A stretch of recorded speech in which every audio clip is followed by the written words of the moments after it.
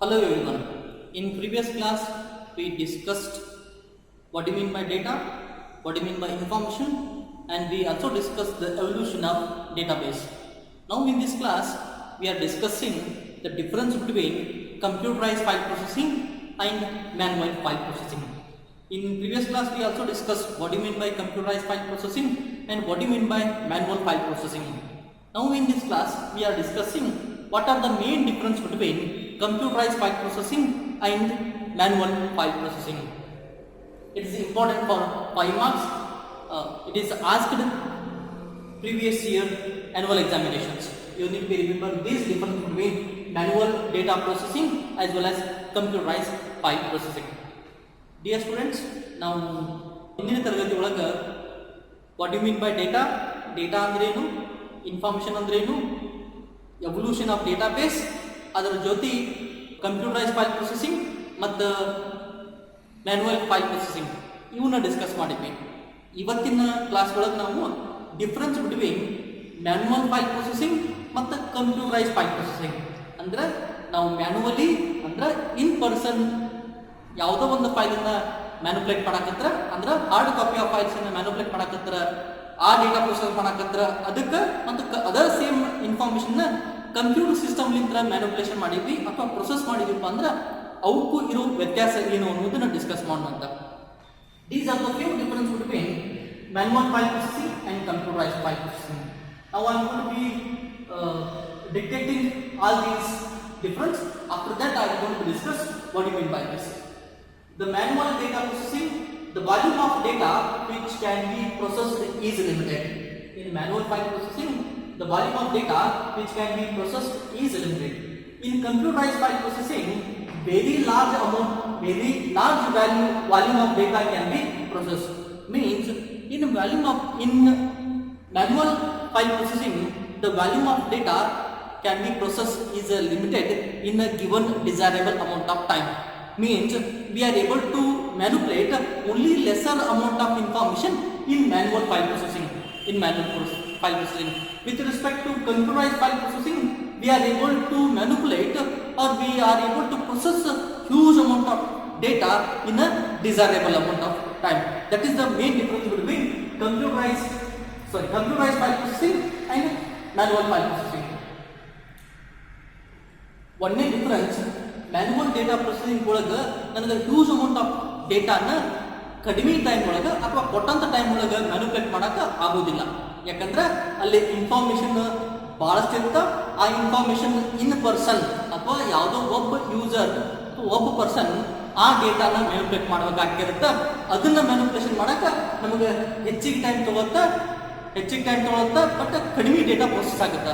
At the same time ನಾವು other ಡೇಟಾನ computerise file ಪ್ರೊಸೆಸಿಂಗ್ಲಿಂದ process ಮಾಡಿದ್ವಿ ಅಂತಂದ್ರೆ ಹೆಚ್ಚಿನ ಡೇಟಾನ ಕಡಿಮೆ ಟೈಮ್ ಒಳಗೆ ನಾವು ಪ್ರೊಸೆಸ್ ಮಾಡ್ಬೋದು. ಫಾರ್ ಎಕ್ಸಾಂಪಲ್, ನಮ್ಮ ಕಾಲೇಜ್ ಒಳಗೆ ಅಪ್ರಾಕ್ಸಿಮೇಟ್ಲಿ 1500 ಸ್ಟೂಡೆಂಟ್ಸ್ ಸ್ಟಡಿ ಮಾಡಾಕತ್ತಾರೆ.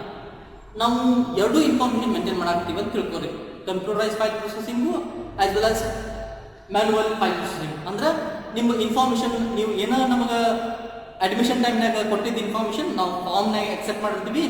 ಆ ಫಾರ್ಮ್ನ manual file processing means in which whatever we are going to storing information in a paper media. ಅಂದ್ರೆ ಮ್ಯಾನುವಲ್ ಫೈಲ್ ಪ್ರೊಸೆಸಿಂಗ್ ಒಳಗೆ ನೀವು ಏನು ಇನ್ಫಾರ್ಮೇಷನ್ ಪ್ರೊವೈಡ್ ಮಾಡ್ತೀರಿ ಆ ಇನ್ಫಾರ್ಮೇಷನ್ಸ್ ಎಲ್ಲರೂ ನಾವು ಪೇಪರ್ ಮೀಡಿಯಮ್ನೊಳಗೆ ಸ್ಟೋರ್ ಮಾಡಿರ್ತೀವಿ.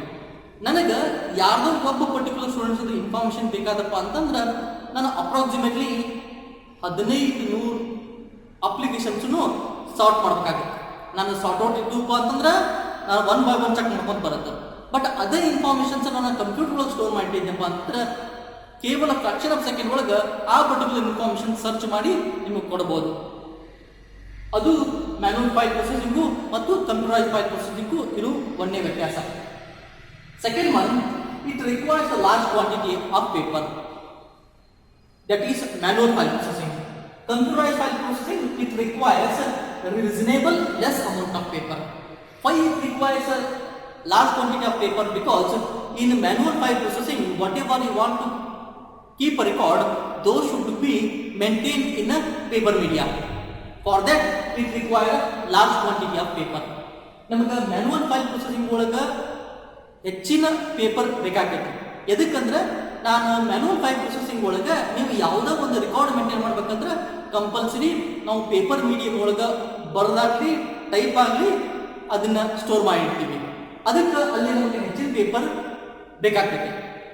ಅಟ್ ದ ಸೇಮ್ ಟೈಮ್ ನನ್ನ ಕಂಪ್ಯೂಟರೈಸ್ ಫೈಲ್ ಪ್ರೊಸೆಸಿಂಗ್ ಹೋಗಿತ್ತು ಅಂತಂದ್ರೆ ಇಲ್ಲಿ reasonable amount of paper is required. ಅಂದ್ರೆ ನನಗೆ ಏನು ಸ್ಟೋರ್ ಮಾಡ್ಬೇಕಂದೀನಿ, ನನಗೆ ಏನು ಇನ್ಫಾರ್ಮೇಷನ್ ಅದೆಲ್ಲ ನಾನು ಕಂಪ್ಯೂಟರ್ ಒಳಗೆ ಸ್ಟೋರ್ ಮಾಡಿರ್ತೀನಿ.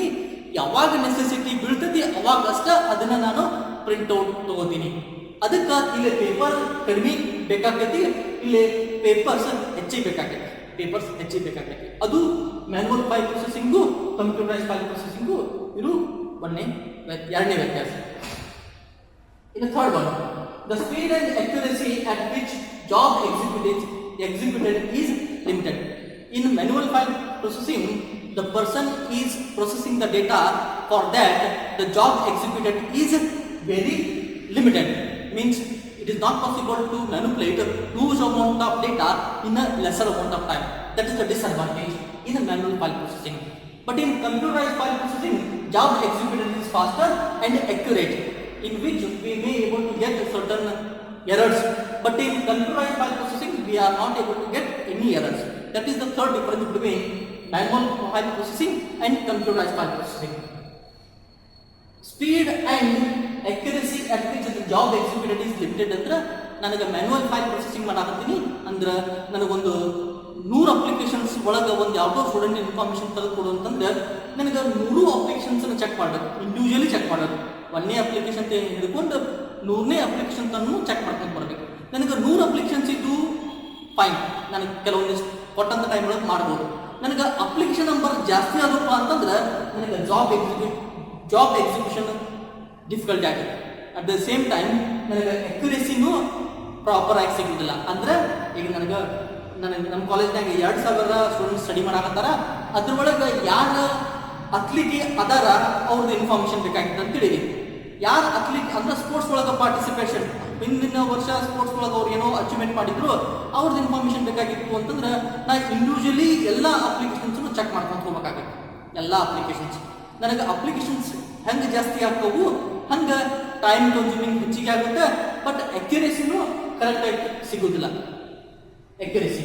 ಬಟ್ ಅದನ್ನ ನಾವು ಕಂಪ್ಯೂಟರೈಸ್ ಫೈಲ್ ಪ್ರೊಸೆಸಿಂಗ್ ಒಳಗೆ ಹೋಗಿಪ್ಪ ಅಂದ್ರೆ ನನಗೆ ಇಲ್ಲಿ ಯಾವ್ದು ಇನ್ಫಾರ್ಮೇಶನ್ ಬೇಕು ಅದು ಅಕ್ಯುರೇಟ್ ಆಗಿ ಕಡಿಮೆ ಟೈಮ್ ಒಳಗೆ ಸಿಗುತ್ತೆ.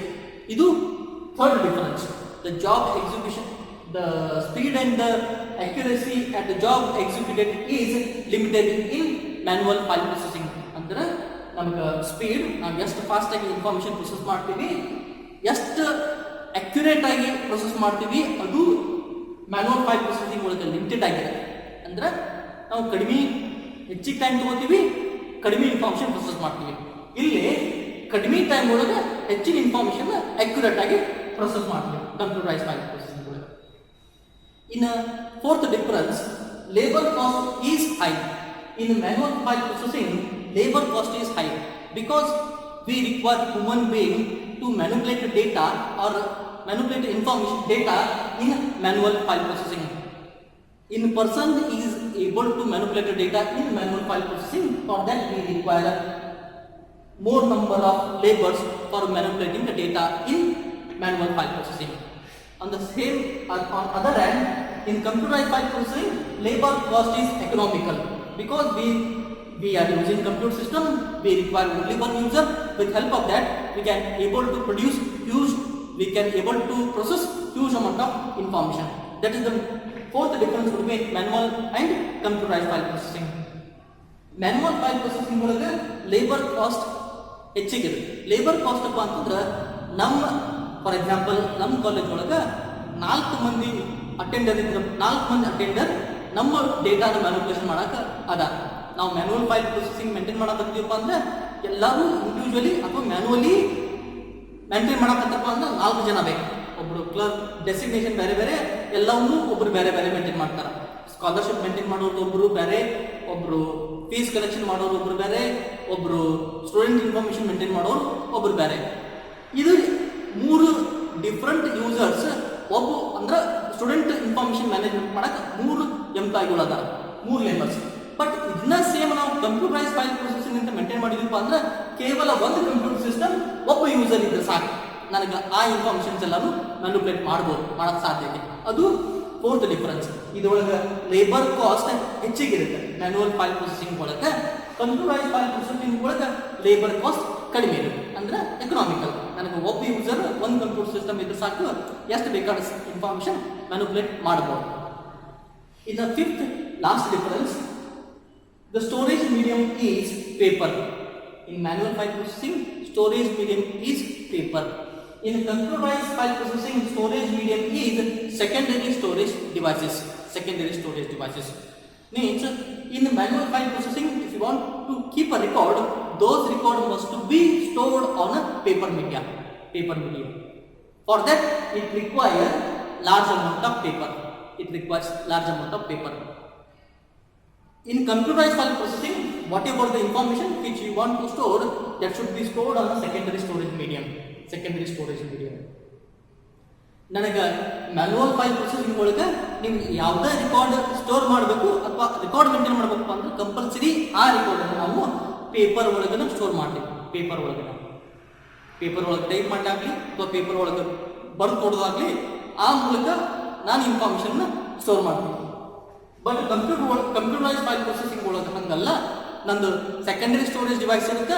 ನಾ ಏನು ಇನ್ಫಾರ್ಮೇಷನ್ ಸ್ಟೋರ್ ಮಾಡಕ್ಕೆ ಬಂದೀನಿ ಆ ಎಲ್ಲ ಇನ್ಫಾರ್ಮೇಷನ್ ನಮಗೆ ಸೆಕೆಂಡರಿ ಸ್ಟೋರೇಜ್ ಡಿವೈಸ್ ಒಳಗೆ ಸ್ಟೋರ್ ಆಗ್ತದೆ.